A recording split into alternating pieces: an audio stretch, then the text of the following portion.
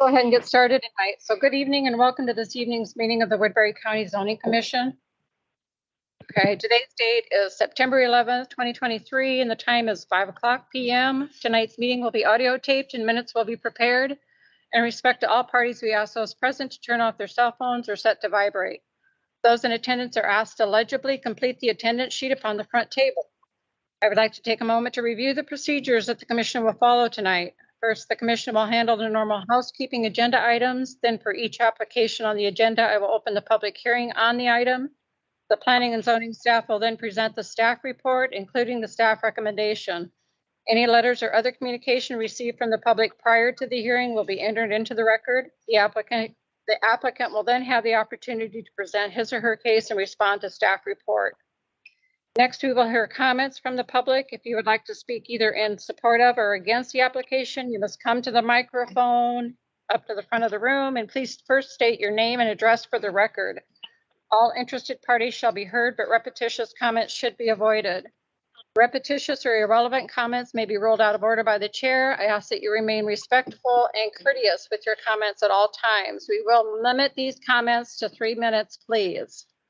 After all public comments have been heard, the staff and applicant may make a closing statement. The hearing shall then be closed by motion and vote. Thereafter, no further comments from the staff, public, or applicant can be heard unless asked for by the commission. The commission shall then deliberate the case and may ask questions of the applicant, the staff, or any party offering testimony. However, such questions do not reopen the hearing for additional comments from the public unless so requested or approved by the commission. The commission will then formulate and vote on a motion. The motion will typically either grant or deny the requested application. Any commission member who has an ex parte communication to place in the record of this meeting should do so prior to the beginning of the deliberation of the respective agenda items. With that being said, the first item on the agenda is, you need roll call. You want them to have the record reflect that the full commission is present.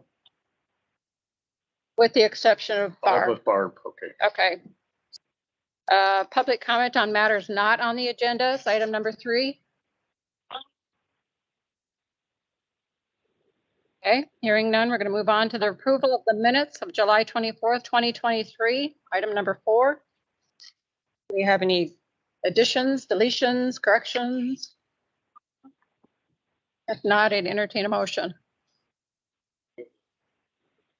We have a motion? I'll second. To approve the minutes of July 24th, 2023. Second, all in favor say aye. Aye. All opposed, same sign.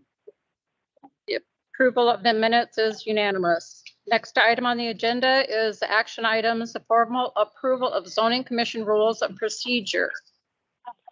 Dan, you want to read that into the record, please? Yes, and if I may, there are 2 individuals on the phone. Okay. Yes, at the July 24th, 2023 meeting of the Zoning Commission, the rules of procedure were approved and sent to the Board of Supervisors, who formally approved them on August 8th, 2023. Primarily, this is to move to 5:00 p.m. on the 4th Monday of the month at the courthouse.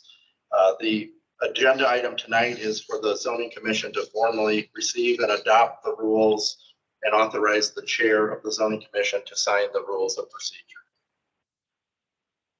Okay, so at this point, all we need is a motion and a second, and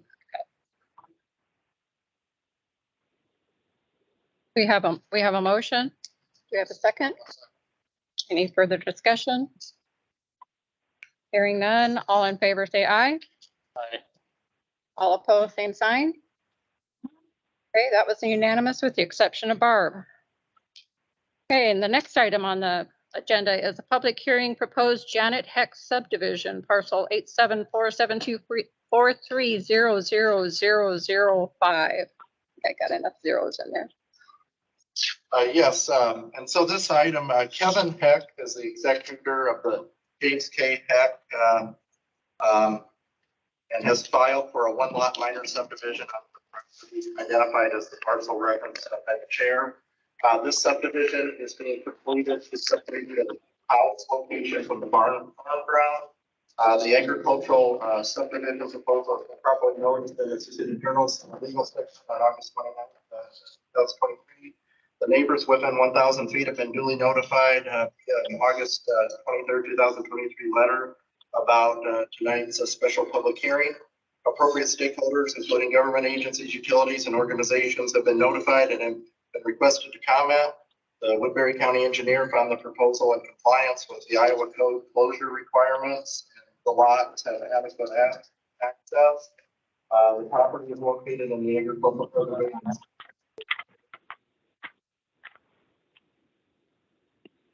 5 acres. So a flood elevation on file. The city of Salix chose to waive their extraterritorial review authority resolution.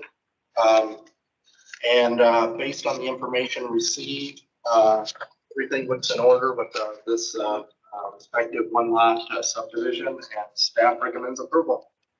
Okay, do we have anyone here to comment at application, the Heck subdivision? No one that wants to speak to? Do we have anyone that represents Hex here?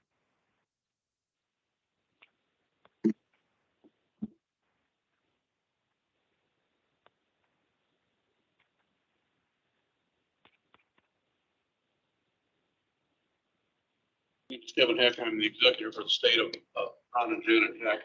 And the purpose of this division, as I understand it, we're just separating the acreage off from the farm ground as early as we did it.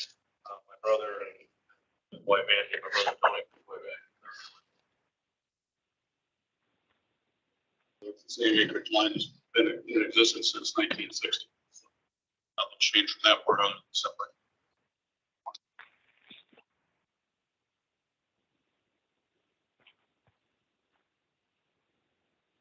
Okay. Commissioners? Comments? Your comments? Okay, we need to go into closed session. We have a discussion. Are we ready to make?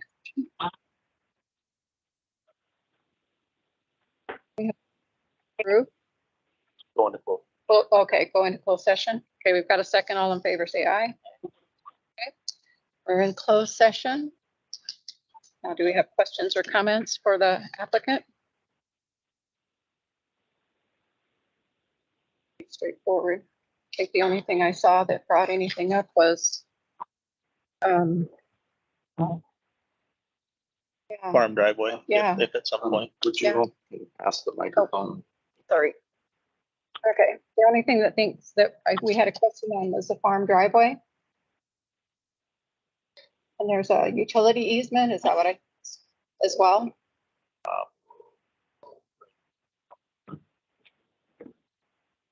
Was there any intent to apply for another driveway to the farm? Yes, there's been an application. Okay. That was the only question we had. Thank you. That would be secondary roads, right?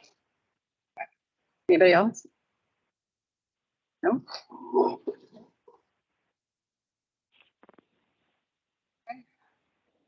What a closed session?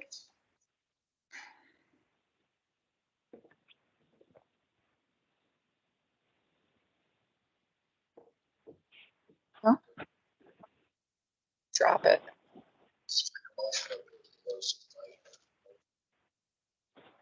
A motion to approve the application. Okay, we have a second. Okay. All in favor, say aye. Aye. All opposed, same sign. Okay, that application's been approved unanimously, except for Barb.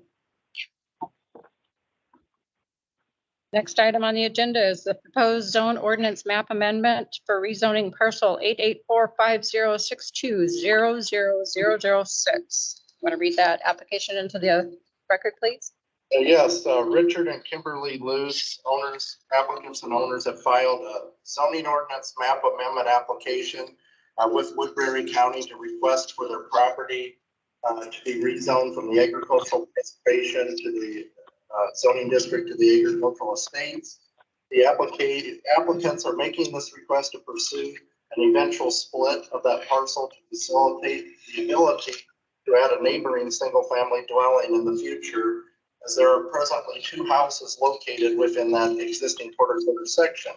The split will likely consist of approximately 3 acres from the existing 18-acre area. This will be initiated at a future date. The neighbors within 1,000 feet have been notified via August 23rd letter about tonight's special meeting.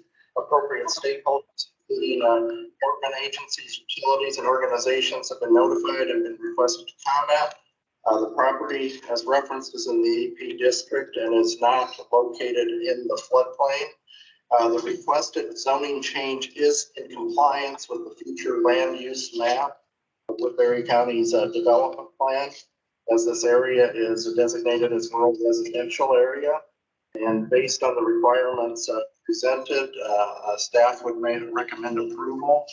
As referenced in the backup materials, I did receive a couple phone inquiries about kind of the change of zoning, kind of what happens, how if somebody adjusts their land, what kind of activities could happen there. And the question can refer to the legacy of agricultural based activity. A lot of times when you go from AP to AE, the AE does retain much of the agricultural assets that the AP has, but the top difference is the fact that it creates more density of more housing to be put into the area. So one of the concerns that was kind of relayed to me is how does this affect future development? Does this open up the opportunity for more houses to kind of be placed within the area? I debate that, of course, the AP or AE allows for more houses, but there's definitely lots of right routes, including subdivision procedures that would have to meet the whole zoning commission as well as the board of supervisors. But the intention behind this proposal is very laid out as for the ability to have 3 acres to split off in order to build a future house. Okay, do we have anyone here representing Lucy's or anybody has a comment? Okay.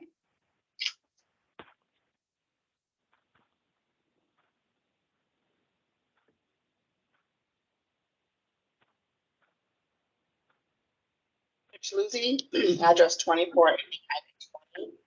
As Dan stated, is to separate off our current home in 3 acres to allow us to build another home in the future. We have spoken to the Iowa DOT about modifying our access to Highway 20, and they have indicated that we can use the same driveway that we currently have. Chair? Okay. Thank you. Do we have anyone else here that wants to speak to this application? Yes, ma'am.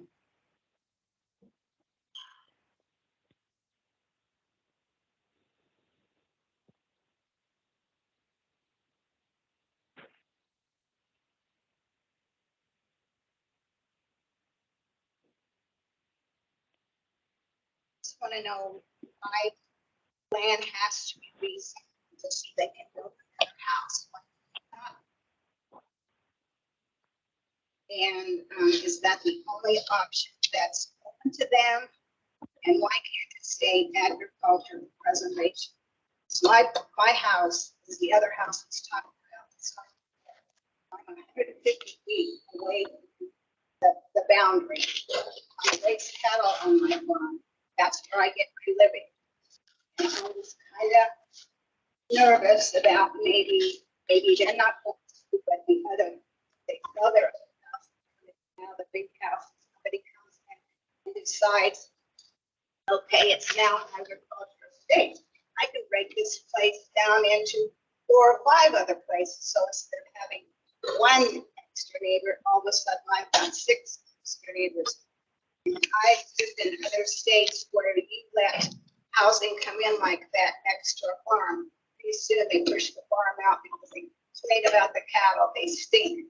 They complain about a farmer maybe spraying crops and getting over onto the new little houses that build up there.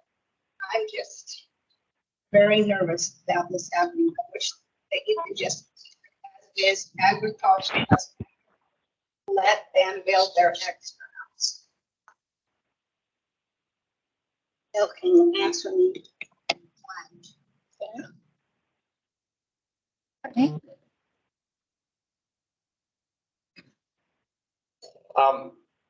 To respond, zoning, the aspect of zoning is to look at things, of course, density control. And one of our density control mechanisms is we have primarily ag land throughout the county. And when there's a additional proposal to increase the density in particular houses, we have the mechanism in place to have a rezone. What the rezone does is it creates the public conversation as far as flipping that district over. There are many checks and balances put into place on how the ordinance works as far as the design of the particular subdivision. And you'll notice on this particular area here, this abuts with Highway 20. As far as the ordinance, there's many things that would go into consideration as far as one additional house coming forward versus additional houses coming forward. And so in this aspect, it would be very challenging. The DOT was referenced before.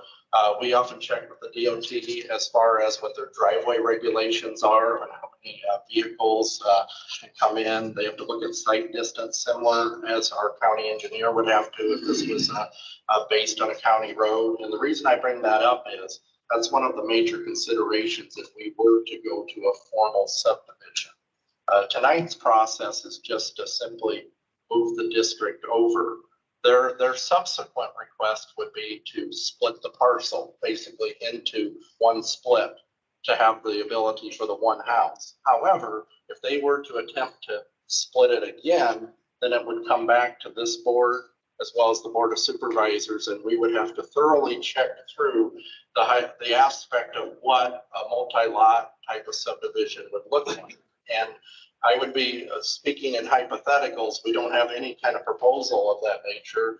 We have an understanding that they're going to simply split the lot. With there being an existing driveway out there now, I would say that it would be very limited in the landowner's ability to add driveways and streets and that aspect to the way that existing driveway is. My understanding is the DOT is fine using the existing driveway, which is designed to basically come down that hill and into that house. And they would ultimately have to put together an easement situation that runs into the additional lot that they put in there. So there's multiple levels of checks and balances as it comes to instituting a new house there, as well as having a robust easement so that a relationship exists between both property owners. And so ultimately, if any subsequent proposal did come forward, this commission, as well as the Board of Supervisors, would look at the additional concerns there. So any kind of rezone tonight does not change that land or that characteristic other than allowing an additional house to be posted on the placed on the property. One of the initial questions you had as well, why do they have to do this? Typically in the county, we do have what you call a conditional use permit, where you can request to put a second house on a property as long as it's tailored to a relative specifically or a worker. A lot of times with a business or a farm. So what happens is the county is pretty much designed and throughout zoning where you should have one house per parcel. Your land and your house are together. And when you go and put a house on a parcel, a second house, it can create long-term problems later on if somebody wants to come back later and attempt to split the house away. And so it's very challenging to do that. And it's always highly recommended for the long-term value of the property owner as a whole to split their property so that they have clean, separate tax statements and separate independent property as a whole. And the threshold to get that conditional use is very difficult to achieve because the zoning commission and the Board of Adjustment ultimately scrutinize the specific uses on that aspect. So getting back to the way the ordinance is designed, it's designed in a way to look at the zoning district, consider switching it over and in preparation of whether it's a simple division. In this case, they could do the ones if they were to go and lot one, lot two, lot three, kind of like what you're saying. If it escalates to that aspect, then it county scrutiny, including staff, including zoning commission, as well as the board of supervisors, look at the use of the land. And as I referenced the development plan before, the development plan passed back in 2005 is our top document that helps us look at the future of the land. And so that area in the corridor is still elements of the rural residential in there. However, if you go further to the west, it is much more geared toward commercial. So this particular aspect of requesting to go from AP to AE is a much lighter change than it would be if it was requested to go to the extent of AP to some type of commercial district, as that could be if it was down the road. So in a nutshell, that's kind of our ordinance is designed for that check and balance. And definitely those are very valuable, valid concerns as far as our mechanisms in the ordinance. If we go from one lot, if it's just one lot, or if it's 20 lots, we use the same process. And when we use the term subdivision, sometimes we're doing it for one lot. It definitely can seem a lot larger. And so a lot of times we definitely try to convey that to the public that the size of the project on the case by case.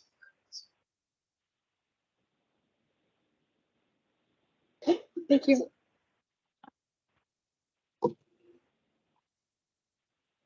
I guess I'd just like to address another concern you had about being able to continue to farm by rezoning their property to AE. No impact on you as far as what you can and can't do with your ground legally. The part about more houses, more neighbors, it is a possibility. It does make things more difficult. You have to be a little more cautious sometimes when you got a garden right on the other side of your fence, but it doesn't take away any of your rights as an AP landowner to continue doing what you do. So you do have a concern with the higher density down the road, but like Dan addressed, that would be looked at, scrutinized also. And to back to what he said, for them to be able to build another house, it's just the way the zoning's set up, and they have to rezone to AE to do that, so.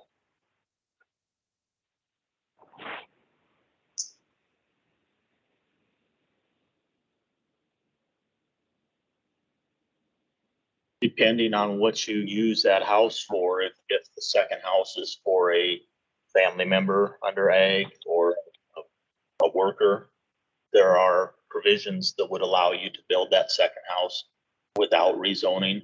If it's outside of that scope, you would be required to go through this process, have it rezoned and split to put another house on. So, any other questions? I live right next to Sioux City off Buchanan Avenue. I'm Agus. When the zoning got changed back in 2004 or 5, I got rezoned to ag estates. That's what I've been in.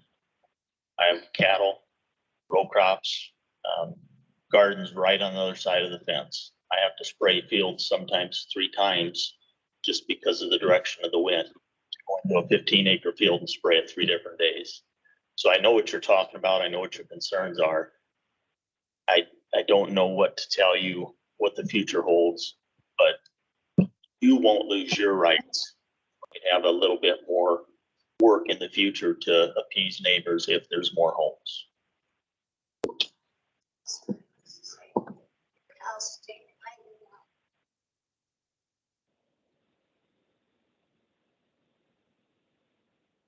I think the best way is communication between you and your neighbors if it is a new neighbor, because I've done that and I've had pretty good luck. Everybody I've been able to talk to, and they refer to my cows as the smelly cows, but they love driving by and seeing them too. So, and Dan, I think, tries to let people know when they're moving into the county, what they're moving into, an area that they're moving into. So.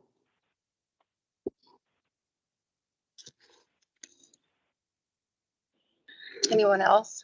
Questions or comments?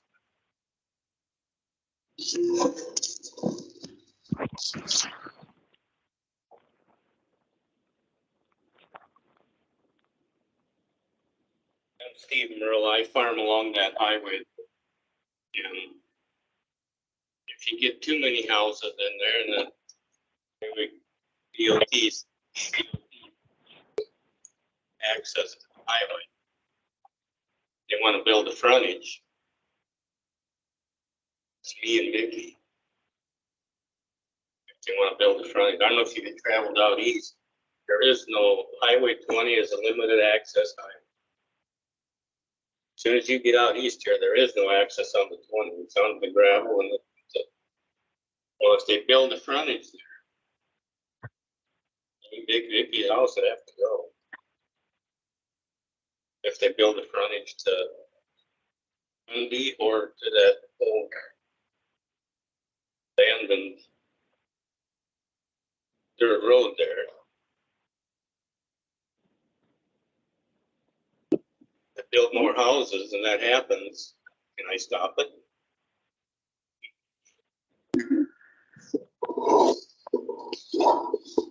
That would be a number one issue we would look at if we were to go through a process where more homes would be put in. If it came to the point where there's a frontage road, how are they gonna obtain that? I know how they're gonna obtain it. Well, Yeah. but that's, I guess, that's an aspect that this board would have to look at that time. And I can't speak for any member on the board. I'm not in favor for, well, personal private use for eminent domain. They don't have the ability to do that in the state of Iowa for private use. Yeah, So the house is there and DOT says on 20 now, we're dropping that off. well, that's where they've already been accepted for another house in that area. If they came before us with 5 more homes and the DOT says you have to have an access road, then the answer probably is gonna be, no, you can't build those homes. Like I said, I don't think for private use, speaking on that side, which this would fall under, correct, Dan? Clearly fall under that. Eminent domain cannot be used for private use in the state of Iowa under the current law. And I would, as myself, support that position. Yeah, that's all.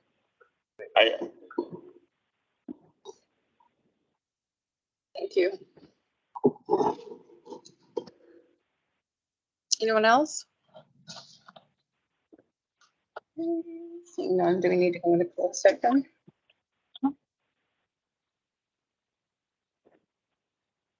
It's okay. We'll entertain a motion. Closed session. Okay, we have a motion and a second to go into closed session. All in favor, say aye. Aye. All opposed, same sign. Okay, we are now in closed session. Any concerns or comments or questions you might have for this application?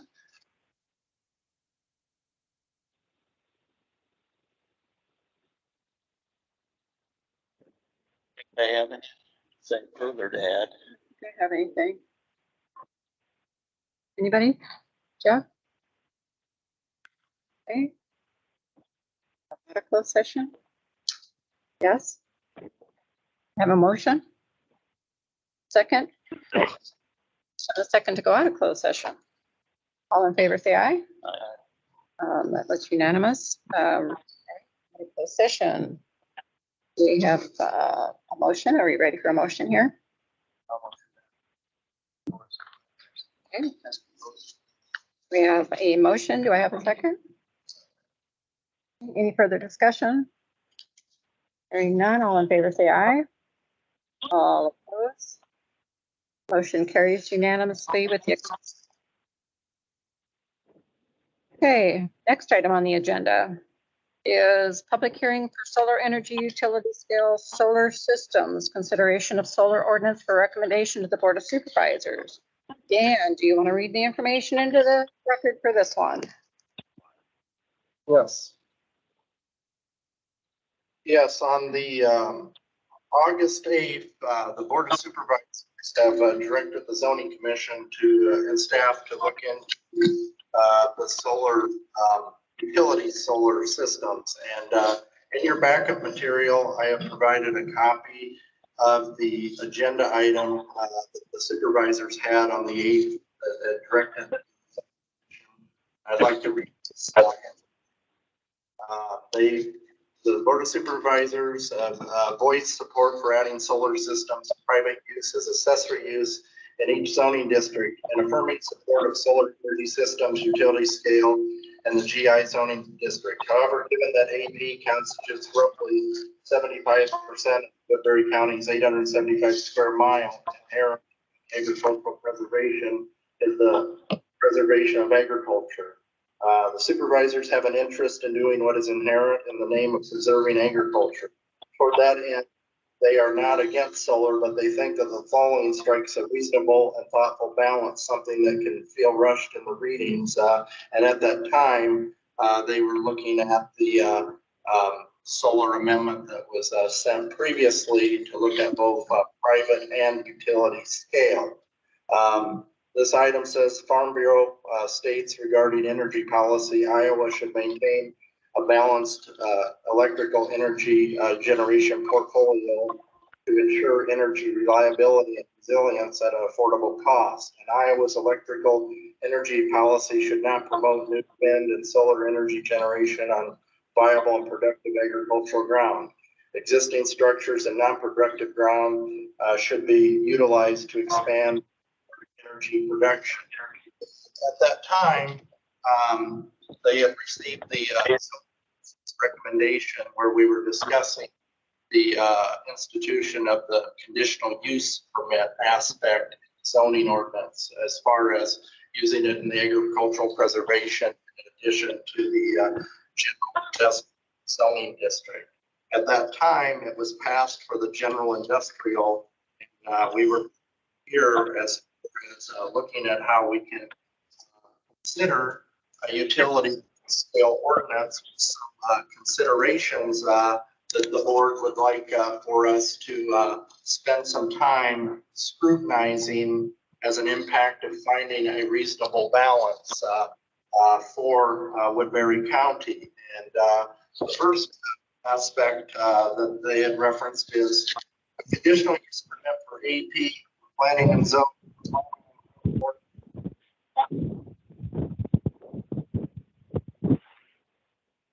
Concerns of neighbors, land and soil, and other factors when approving the permit. No more than 5% in order to preserve the land and to account for soil erosion, compaction, and future land stewardship. A maximum height of no more than 20 feet for panel structures. Of all AP, no more than 49% can be in such a project. Short, 51% must be for agricultural production or no longer considered AP. Utility solar can be no more than 10% of all AP agricultural preservation, preserving 98% of AP. This equates to approximately 8,540 acres of the 427,000 acres of ag land, constituting 75% of 570,000 total acres in the county. Current notification for utility scale solar shall be 1 mile for public comment instead of our traditional 500 feet for conditional use. A requirement for, or at least strong consideration, that utility scale solar project either be on a landowner's property or that owner of the land shall be a resident of Woodbury County. Okay, so now the goal tonight is, of course, to collect public comments on how we feel about how agricultural or land and its association with utility solar, how those could come together in some type of compromise scenario. Tonight is not so much about having a new ordinance in place as much as it is to collect more information, more facts, and to put together some type of proposal that keeps in mind the direction that the supervisors pointed us toward. And looking at CSR and slope, staff has kind of went through some of that data. And we see that areas of CSR and slope, there can be major differences and can take different portions of land into consideration. Kind of running through the GIS system as of right now, at the data, if we look at a slope of 5%, as we have been directed, we have some areas in the county. We got some mapping. I don't have this. I can provide this to you afterward if you want to talk to me about this, and I can get your email, send this out to you, put it on the website. This was just fresh today, but this data here shows us a 5 or less slope is about 363,000 acres or so. Then when we run the 5 or less slope and CSR2 together below a 75, that gets us at 138,991 acres.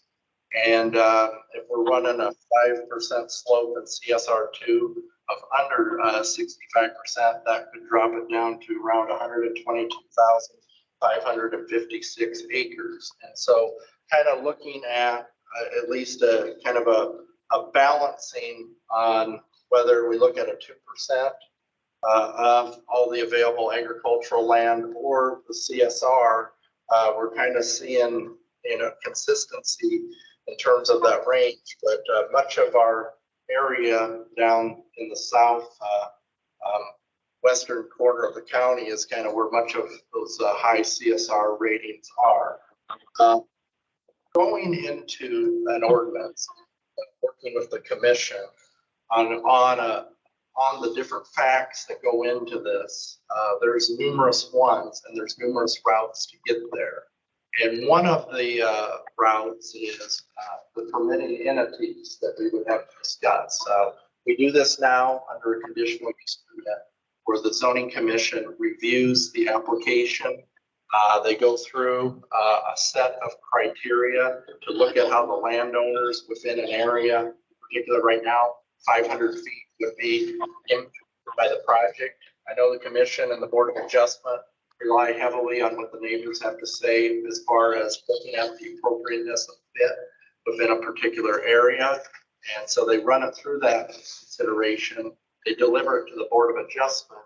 Board of Adjustment conducts public hearings to look at it on a parcel by parcel basis on how a project would fit within those areas. Since I've been here, I've witnessed one. Mid-American had one down by the Port Neal Road project district. So it went through that respective process, going through the commission.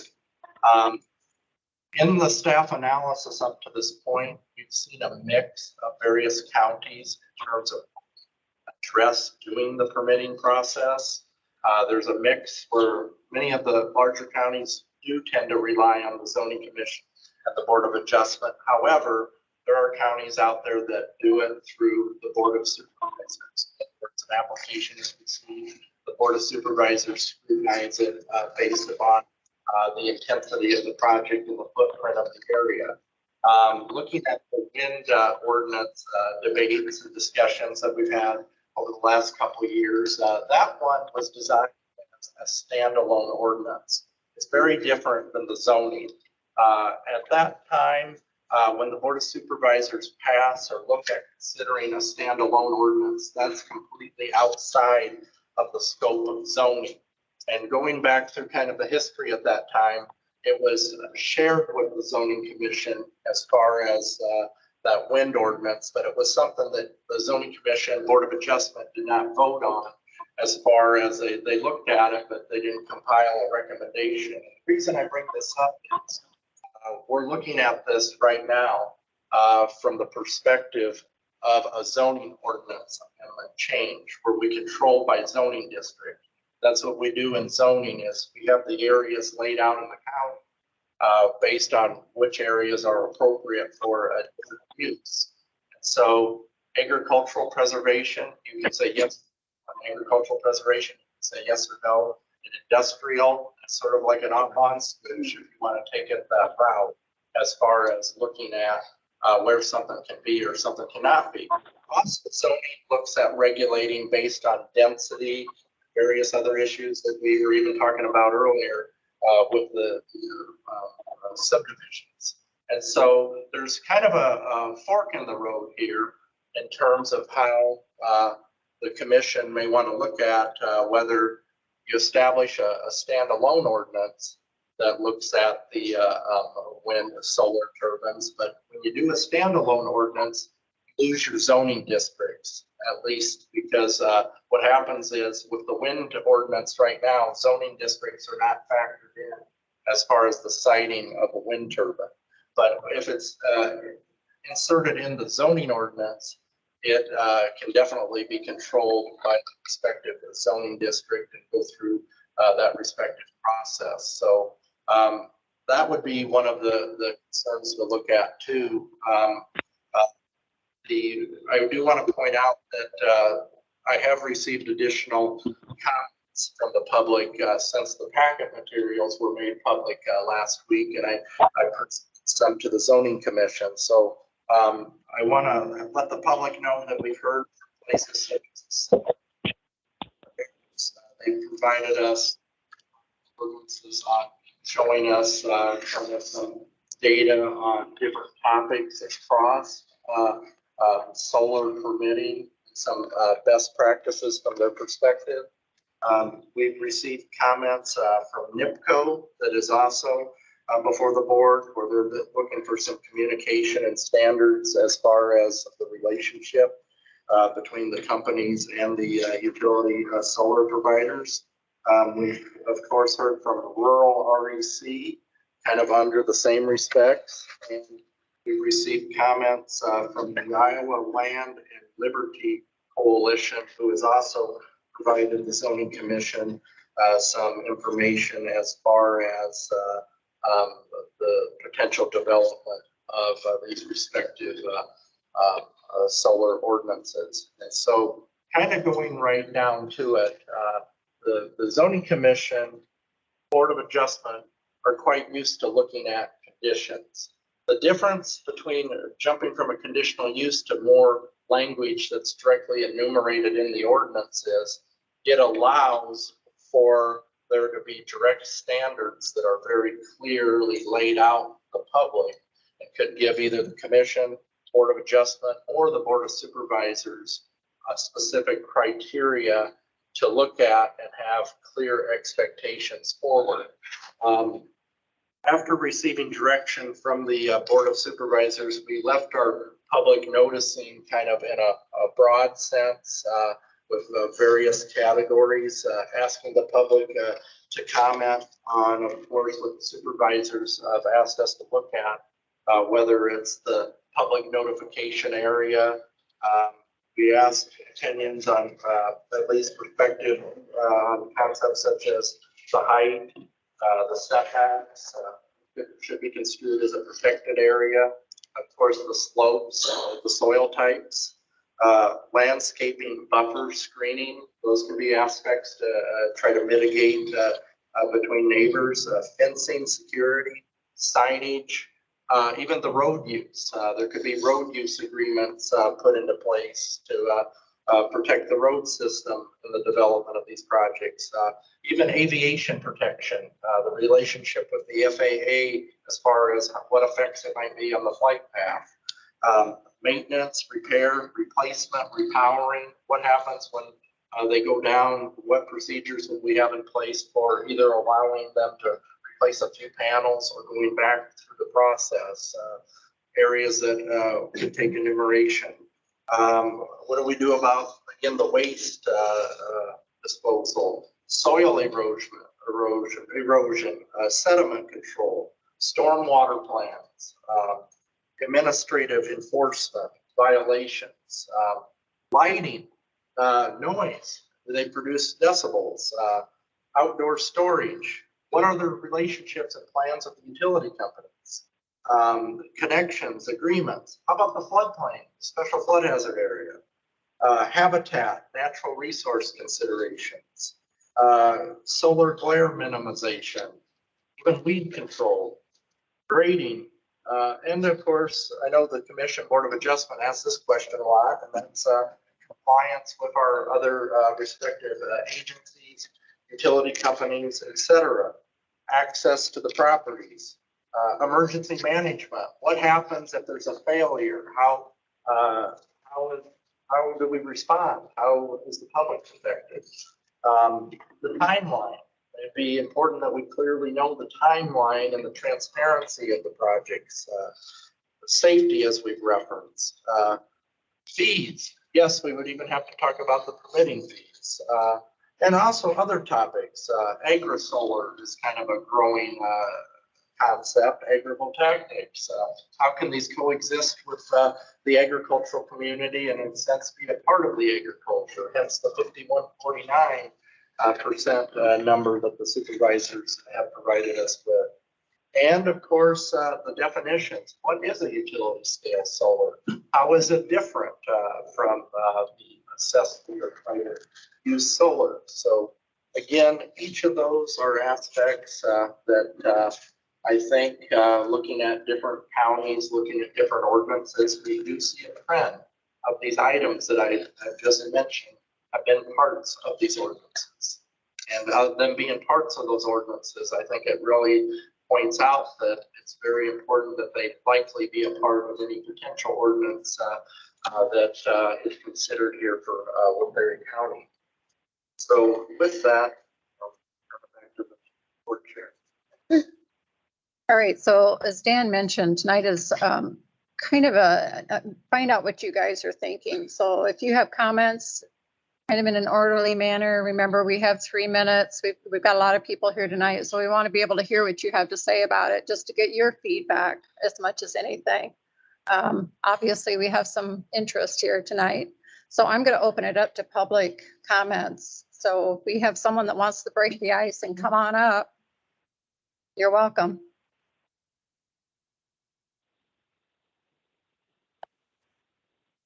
And before we get too far into this, I just want to reiterate, go ahead and come up, that we're not going to make any recommendations tonight. This is a fact-finding meeting tonight, okay?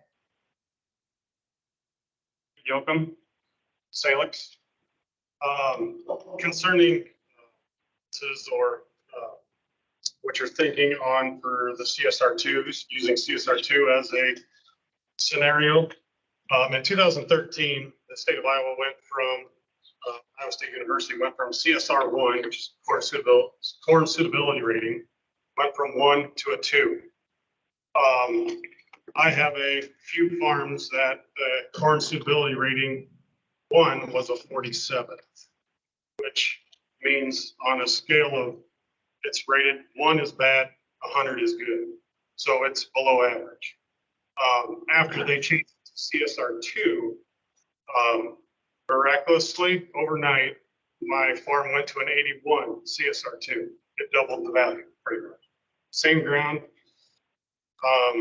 Looking at possibly, if you would consider the CSR1 values rather than the CSR2 values, because in Iowa State University's information, the major difference between the CSR1 and the CSR2 is the CSR1 included a rainfall correction factor, whereas the CSR2 does not.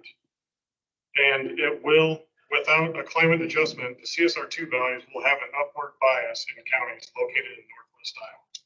That comes right from Iowa State's information. So I have, family-owned land that I have maps of, and they all went from mid 40s, upper 40s, from up to 65 to 82, 83, just from the CSR1 to CSR2. And if looking at future development of land, and you're looking at excluding anything over 65 and a half or 75 and a half, the Board of Supervisors just approved a new interchange south of Sergeant Bluff. And that farm that they are going to be putting it on is a 74 and a half CSR2. So, and then the other one I want to bring up also is the 20-foot height for agrivoltaics or ag solar. If looking at running equipment underneath the solar panels, the one that Mid-America does, it tilts flat and then, it follows the sun. So if you're limiting it to, is it 20 foot at the height of it? So the panels are 10 foot, that means the tilt is only at 10-foot height, And if we were to farm underneath it where it's grass or hay or pasture or having cows pasture underneath there, they would want that a little bit higher than just, the 20 feet. So those are some information for you to. Do you know what that height would be that they're suggesting? I don't know what that height would be.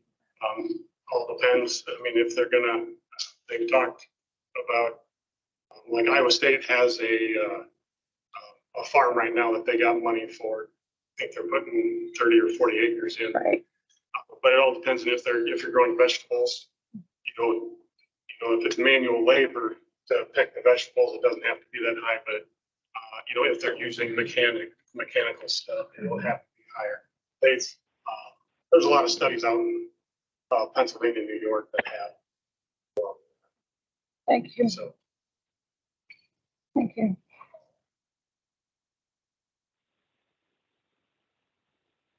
Next.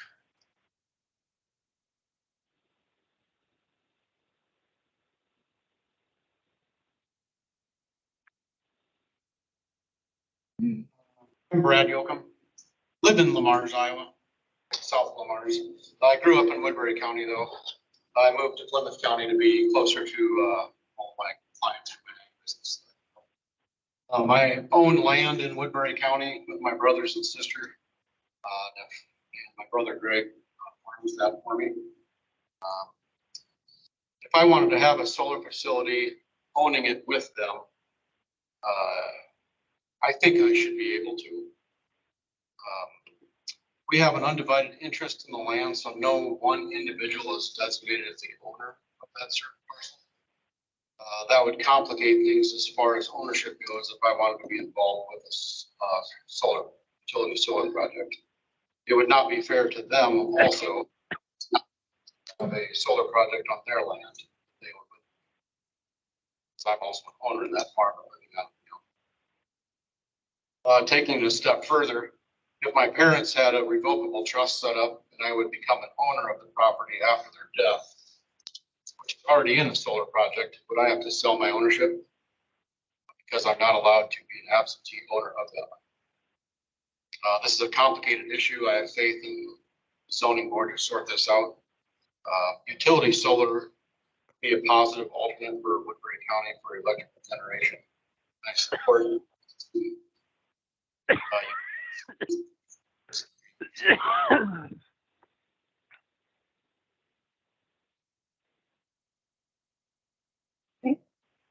Next.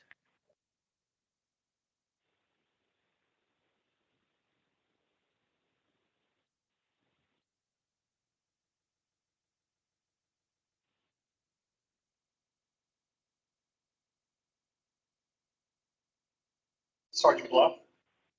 I support solar. It's clean energy. Renewable energy has been a big factor for electric rates in Iowa. The average cost lower than most of the country.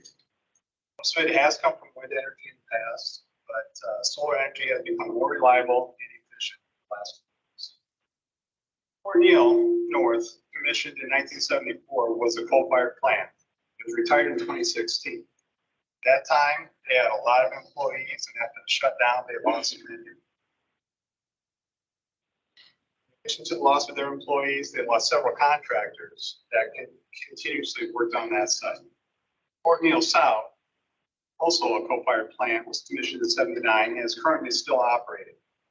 National movement towards clean energy and a recent Iowa Supreme Court ruling, there's gaining pressure on Mid-American Energy to close or convert Fort Neal South to renewable energy. Mid-American Energy is a leader in renewable energy. Now's the time for solar to step in and fill that gap. Utilizing existing equipment and transmission lines that are already in place, solar energy will be able to save some of those high-paying jobs and fill the void in electricity generation. Additionally, solar energy will be a great source of income for Woodbury County. Construction process will create some jobs. But more importantly, the land being used for solar energy will pay a generating tax based on kilowatt hours. According to the County Board of Supervisors calculations, tax generated by solar will be 5.3 times higher than current agricultural land tax. The tax revenue will be, by the county, will be increased 5.3 times for the use as needed. All this additional revenue will be available for the county to use where needed. I believe Woodbury County should take this opportunity because everybody in the county will benefit. Tom, can you tell me where you live? I don't think I heard that. Do you live in Sergeant Bluff. Sergeant Bluff? Thank you.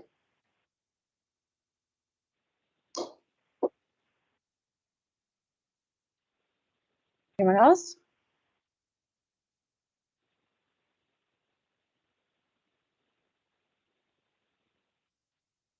This could be a faster meeting than I thought.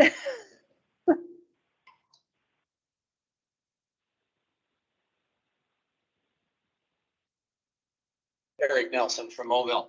I would like to encourage you folks to earnestly seek out all the information you can from all sides. I found it ironic that we started off this meeting with a discussion about wanting to just build one home on AP. And it's not easy just to do that.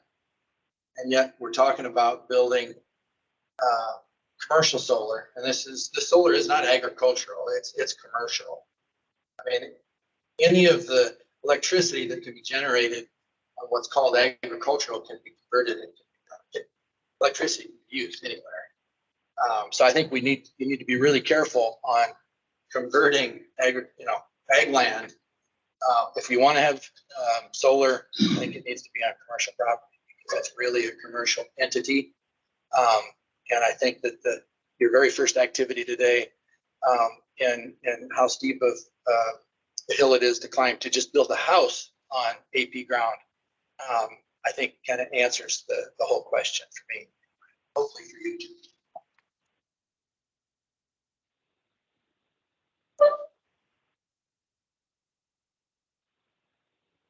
Anyone else?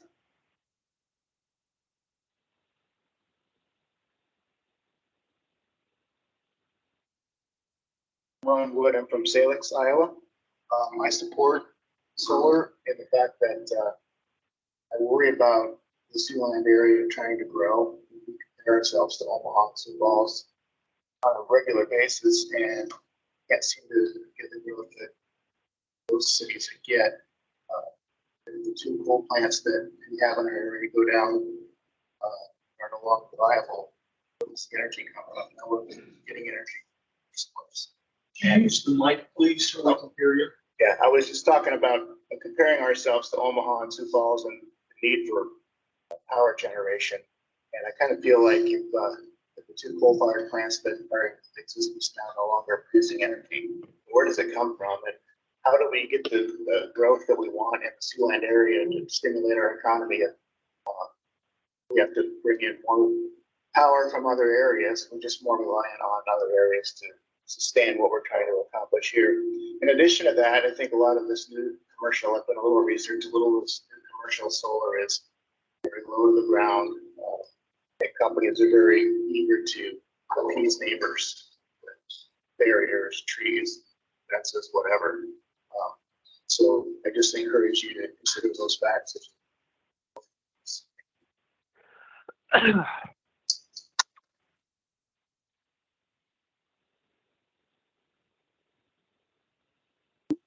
Anyone else?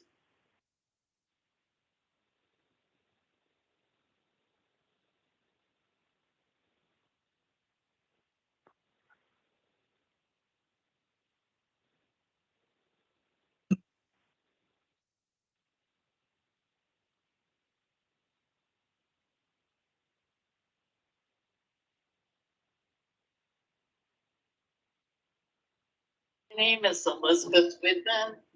I live in rural Sergeant Bluff. I'm a landowner. And I've mentioned this before at meetings. My children are 5th generation Woodbury County farmers. And I never knew my father-in-law. He died of Lou Gehrig's disease before I met my husband. But my husband always said that his father taught him and his brothers and sisters to take care of the land. He said your farmland should be better when you get done with it than before you started. My late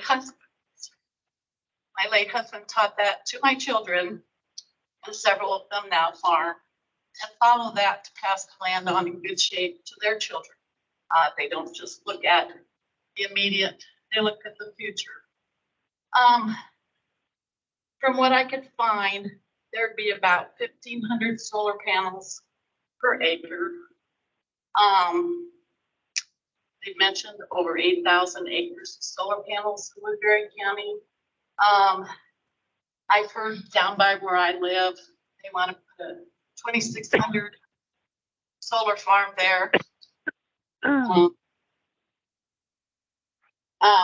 That, you know, that's looking at around 4 square miles of solar panels. And from what I can tell, on average, solar panels only last about 10 years. You also have hailstorms that can destroy the solar panels.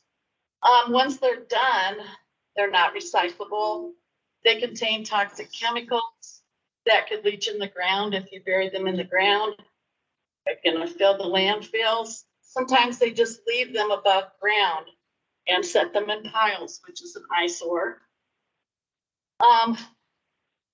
It had been mentioned at Board of Supervisors meeting about the Constitution and property rights. It's been mentioned here tonight that you have a right to make money off your property. I believe in the Constitution. I believe in property rights, but this county has an ag preservation designation. And the purpose of that is to preserve ag land. And farmers have been free to use the land for farming to make as much money as they can. And many have done quite well in this system. However, the Constitution and property rights does not give permission to change the rights of a whole county by putting a C conditional use on it to allow individuals, a few individuals, to make a lot of money on industrial solar energy projects on farmland. The rest of the county will not really benefit from this change. It leaves us open to having to go through a process. If somebody wants to put an industrial solar system by us, we're gonna have to go and say, hey, I don't really like this. We shouldn't have to live on our properties, be worried about being subjected to that. I believe putting a C on the land would open us landowners to having eyesores by our property. I'm sorry if you think looking at acres of solar panels is beautiful, but I live out in the country because I love to see the landscape there. I love to see the crops, to see the sky, to see it all. And even if you put these things down low, if I look out my window and I'm gonna see acres of solar panels, that's not gonna be ag land. And I've also read there's possible health effects. These solar panels put off a hum. So if you live out in the country, it's quiet. You like to be out in the quiet, there's a hum. It can cause migraine headaches. I believe that these industrial solar projects belong on industrial land, not on ag land. Elizabeth, I'm Yes. sorry, but My 3 minutes is up. I'm sorry. but Okay, they so are. again, I say, I'm sorry, the change would affect the whole county and just benefit a few, and it belongs on industrial zone land. And thank you for your time. Thank you.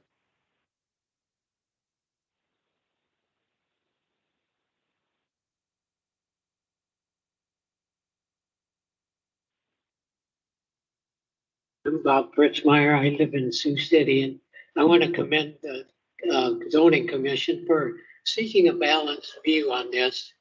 I know that Mid-American Energy has put in a solar installation out close to, on their property, and this installation has helped the soil, actually. I mean, it has, and that's what it does. An installation like this does help the soil. It's not an agricultural use for some years, and the grasses can grow there, and the soil loosens. So it really rejuvenates the soil, and I commend Mid-American Energy for what they've done in bringing about some transition from the fossil fuels to the renewable energies. And besides that, those positive effects, there's the fact that the solar installations have a 60-foot distance that has to exist between the outer fence and the first solar panels. And that area can be put into grasses, of course.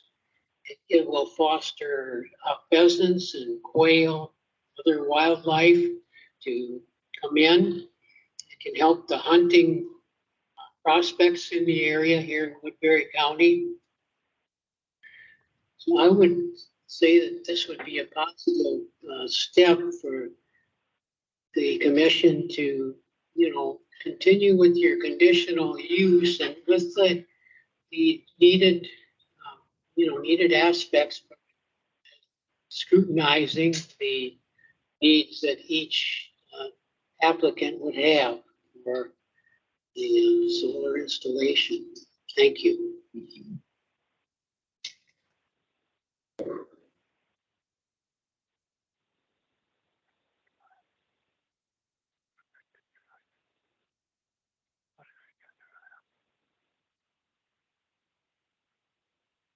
Leo Yoakum, Salix, Iowa.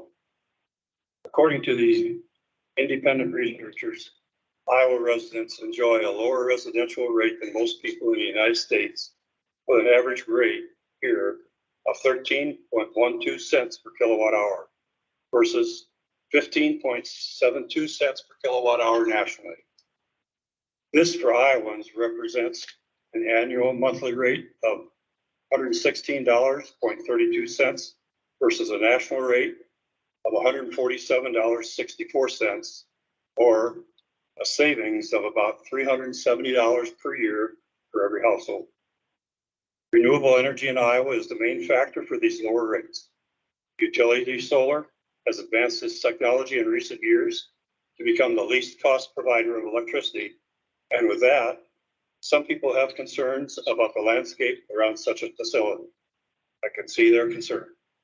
That's one concern I'd like to address tonight. When a residence is next to a solar facility, a vegetative screening is provided by using evergreen trees, shade trees, shrubs, and a diversity of plant species to preserve the aesthetics of the surroundings. Vegetative screening is allowed up to 20 feet in height, which is about 6 feet higher than the solar panels. Each neighbor is contacted by the solar company for their input regarding where to place the screening, what type of plants to use, and the length of such screening that goes in front or across their acreage. Vegetative screening for neighbors should be included in the conditional use permit. Another emotional issue is using farmland for solar. The example used is 51% should be dedicated to the ag use. This could be in the form of grazing livestock, raising crops that are not tall. A lot of research is ongoing with agrivoltaics, but more research needs to be done before it is an acceptable practice. This is a high voltage with foot fence to prevent unauthorized entrance or any type of vandalism. However, fence lines or stranded acres, there will be some stranded acres in the middle where there's already existing easements. Those stranded acres could be used for beekeeping or specialty crops because they would be outside of the restricted zone. Now, the idea of capping acres at 2% or 8,540 acres of agricultural recreation land, that's okay. That is actually more restrictive for the county than it is for utility solar. 8,540 acres has the ability to produce 1,420 megawatts of electricity.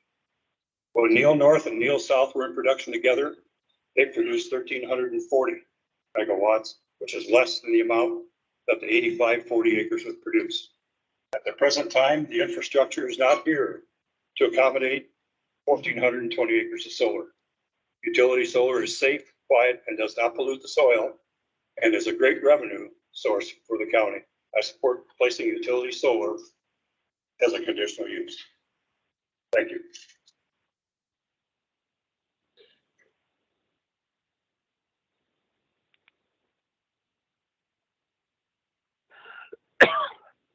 Anyone else?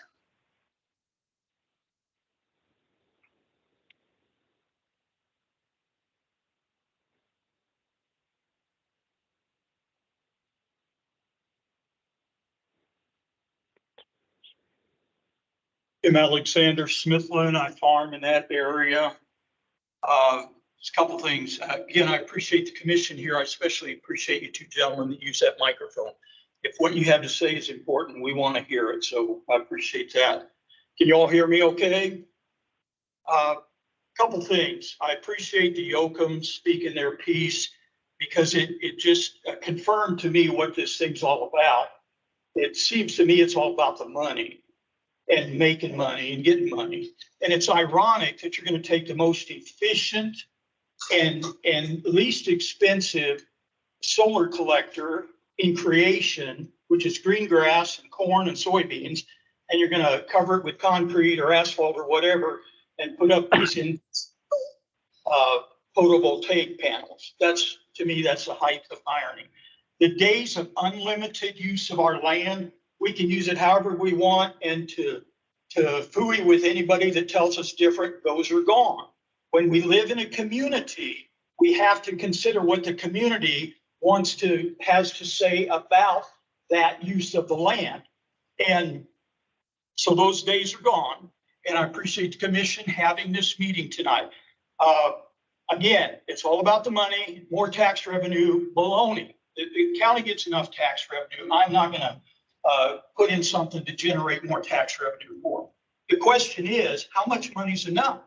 And if you're not making enough on the ground that you have, then get rid of half of it and do a better job with what you've got instead of putting asphalt on it and putting in solar panels.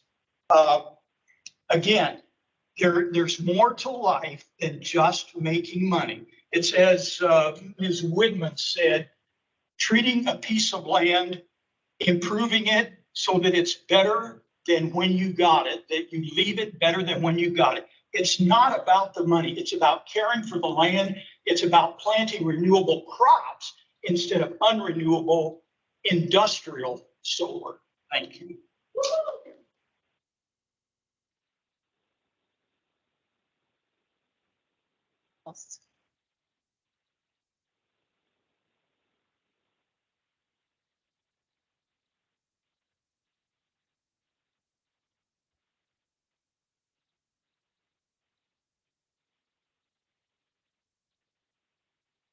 My name is Will Doherty. I work for Mid-American Energy. I live in Urbandale, Iowa. So just a few topics that I kind of want to cover for the commission tonight to consider.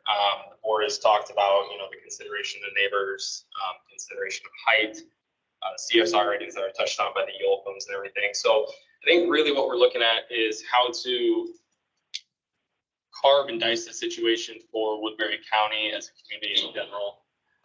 The CSR maps that you have in front of you right now, it's one of many kind of layers on top of layers when you look at it from like a zoning perspective.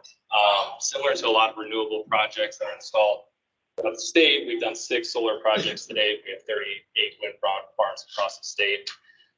Yes, the county has a large dictation as to where the solar projects can go in their own respective county. There's a lot of other considerations that come into play when you going through the development process for a solar project. Dan had mentioned the FAA.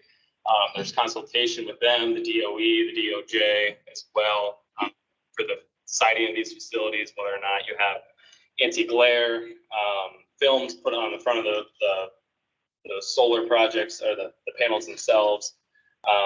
There's consultation with the Iowa DNR. There's consultation with U.S. Fish and Wildlife Service as well. Along with, like you said, Dan, the Neil Solar project that we have down by Port Neal right now. There's a lot of communication between ourselves and the county to kind of sort out some questions. I know there's like a pipeline crossing question that came into play. We submitted for, grading permits with secondary roads and everything like that. And so these are all questions that I think the county just needs to take into consideration when drafting the ordinance or any zoning regulations around potentially solar for ag use. A lot of questions that have come up tonight have been, regarding about the land usage and returning it back better than you found it. A lot of counties throughout the state, they do have mechanisms in place, such as decommissioning agreements with the county, in which a developer has to enter into the county. And there's a lot of other mechanisms you can look like to help protect the agricultural use and the long-term viability of that land.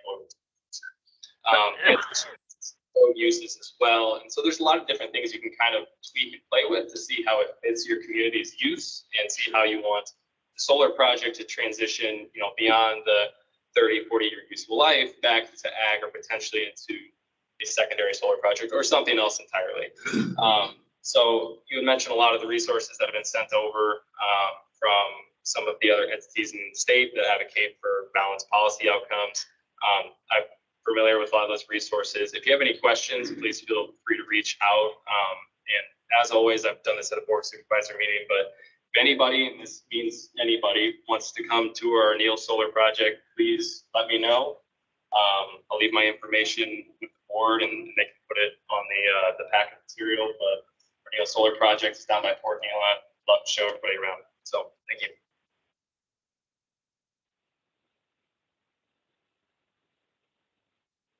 Anyone else?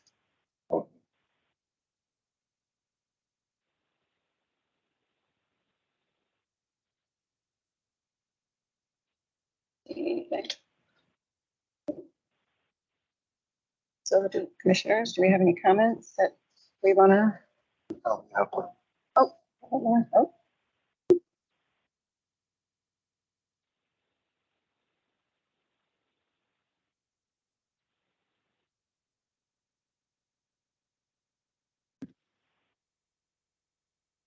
The name is Ian Johnston, and we live on 240 between Buchanan and Carroll down in Salix. And I would consider these solar panels an eyesore. I like Elizabeth. I like to see the corn and the beans. We have 2 fox dens that are across the road from us. Every summer, the mother sits back and lets the 2 babies come over and eat mulberries from our trees. Where are they going to live if these solar panels are over there? I like the farmland. This belongs in an industrial setting, not out in the country where people live for peace and quiet.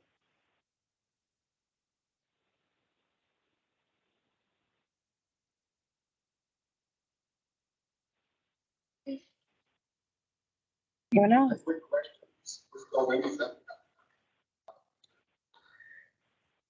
Will you come on up? Just so everyone can hear, please.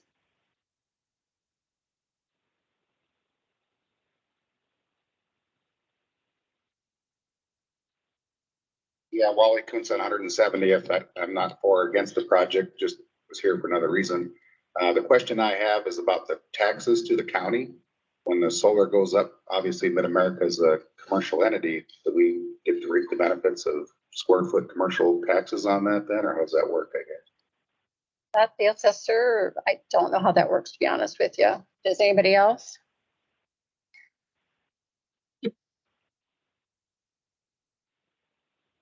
Taylor from the Woodbury County Board of Supervisors. One of the questions that we asked our assessor was if zoning matters materially to the county based on the zoning designation in regards to taxation. And the answer is no. Whether the solar project was in ag preservation or whether it was in industrial, it's taxed on a generation usage. So it's immaterial whether it's what the zoning designation ultimately is.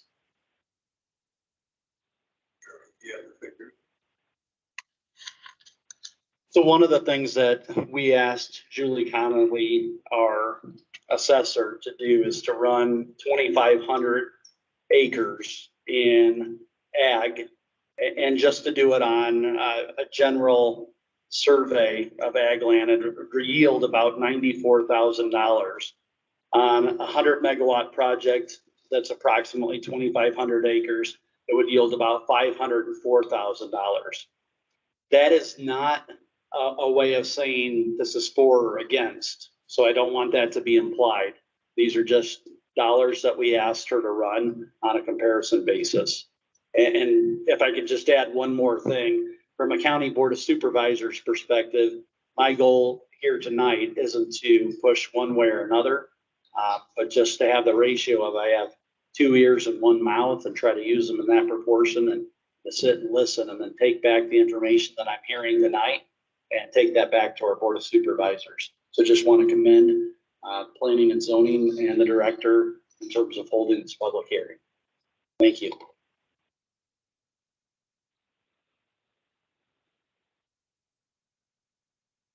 Anyone else? Once, going twice.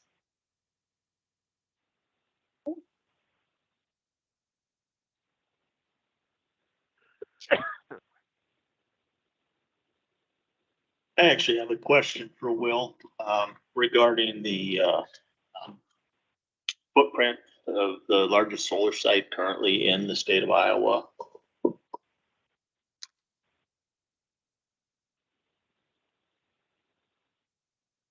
Are you referring to our Holiday Creek project, or are you referring? What's the acres involved in that, in your largest? So the largest one we have is the Holiday Creek project. That's kind of northwest of Fort Dodge. I believe encumbered by the solar project itself, it's roughly a little under, right around 800 acres.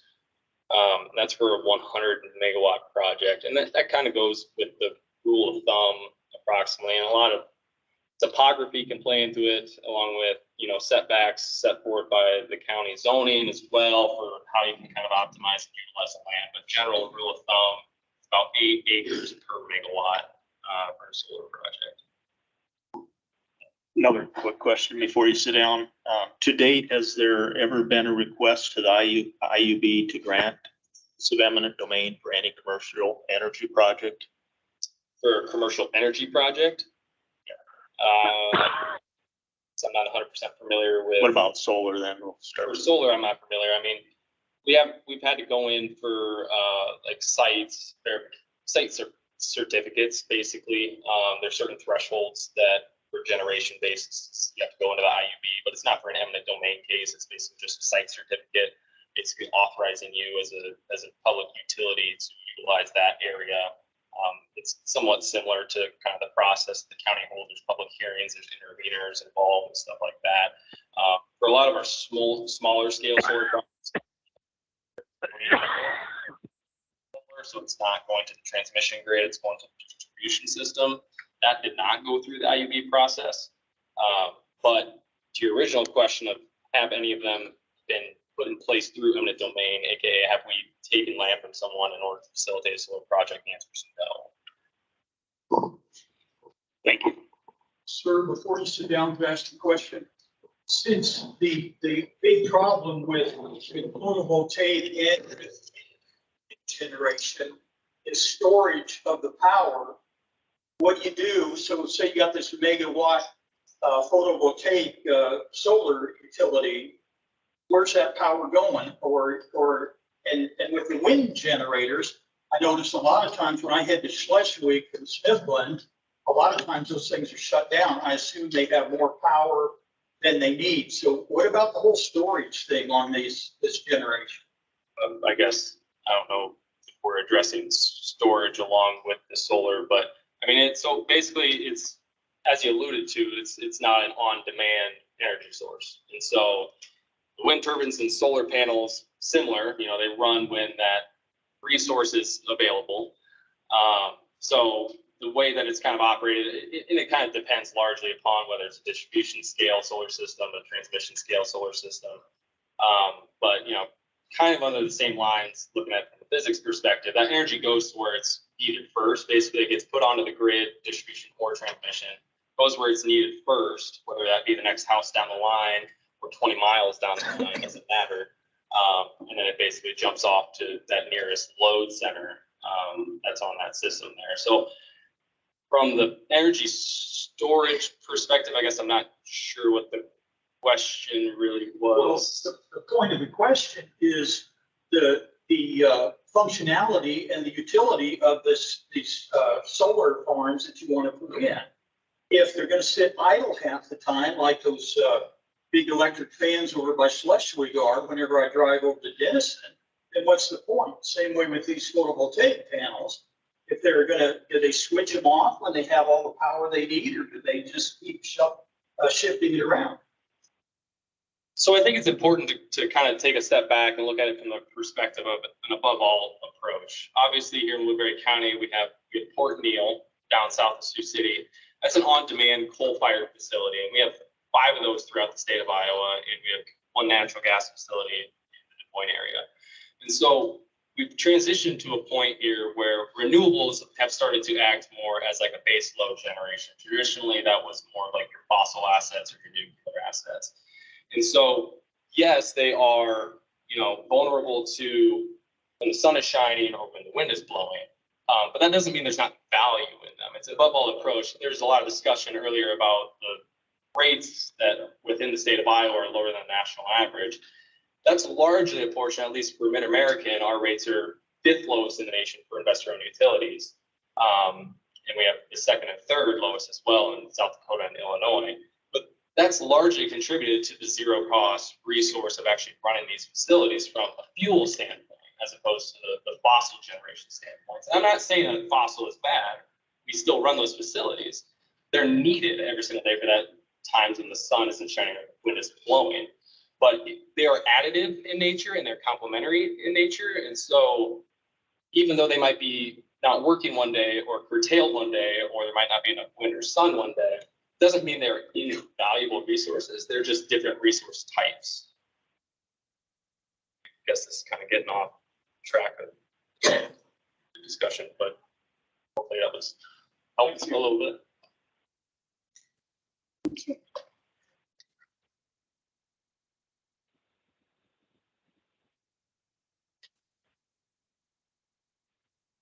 You guys need the mic? I guess we don't have anybody else that wants to comment. I pretty much done with the gathering information session of this meeting. Yeah, do the same process where you close the public hearing and then talk about it more as a commission. On the Okay. next steps. Do we need to close the public hearing so that we can talk about it more? Okay, we've got a motion. We have a second? I'll second it. Yep. Thanks, Jeff. Okay, we have a motion and a second to close the public hearing.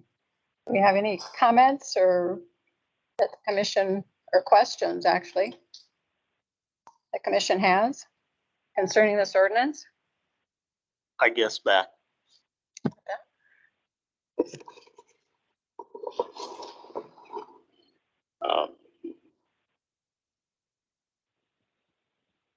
Back to Kim's question and a little clarification.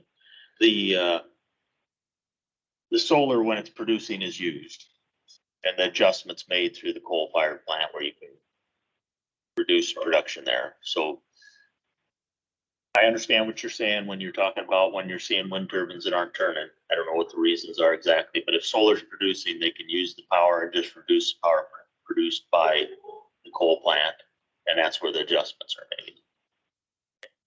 Is that okay? Yeah. Anybody else?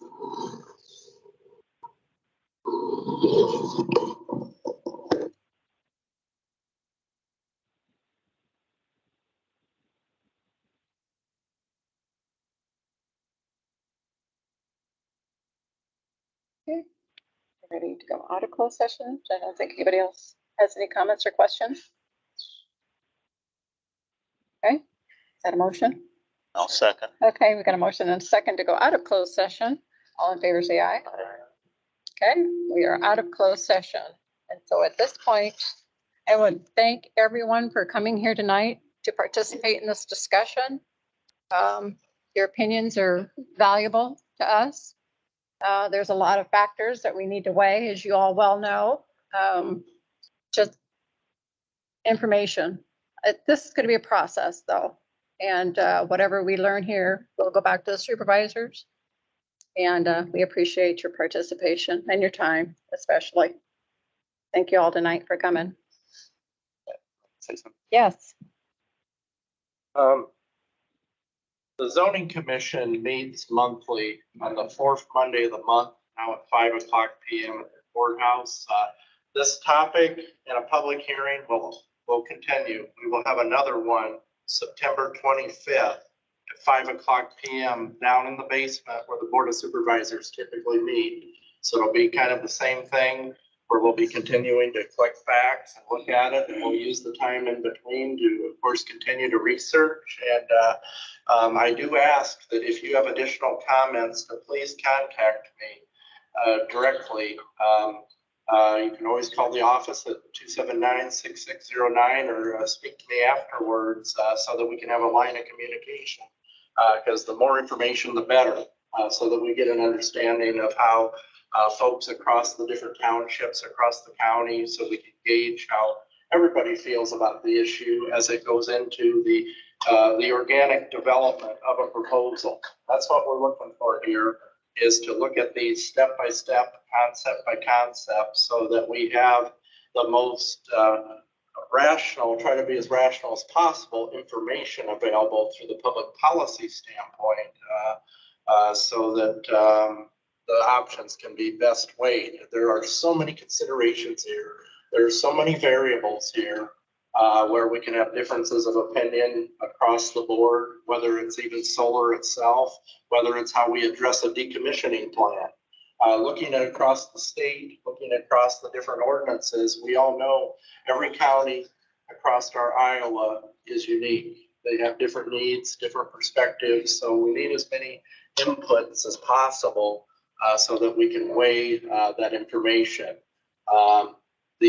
I think in the backup materials, there are about 12 or so ordinances there, and the uniqueness of the county will help us realize which permitting pathway we need to look at as a whole. And I think that'll come up more so in the future conversations. So please, if you do have a viewpoint, opinion, data, information available that you think is very helpful, please reach out and let's have a conversation so that we have more information for the 25th as well. So appreciate that very much. And I want to thank the city of Moville for allowing us to use the community center tonight. It's a really nice place to be. And again, thank you all for being here for this. That being said, we're going to move on to the next item on the agenda, which is the public comment on matters not on the agenda. Do we have anyone for that topic? Seeing none. The next item on the agenda then is the commissioners' comments or inquiries. Do we have any comments or inquiries, commissioners? I'm hearing none in that. Point 2, the last one, or second to the last one, is 8, which is the staff update. At this point, the minor subdivision that was recommended to the supervisors, we will be moving toward putting that on the Board of Supervisors agenda, so they'll review that, as well as the rezone that was looked at tonight. That will go up on the board in the next week or so, as we get the logistics set up on that based on the outcome tonight. So those 2 items that way. And again, as I said before, the 25th of September, please put that on your calendar. Okay. And that leads us to tonight's adjournment. We have a motion to adjourn. Do I have a second? We have a second. All in favor, say aye. All opposed, same sign. Motion is carried to adjourn. Thank you again, everyone, for being here tonight.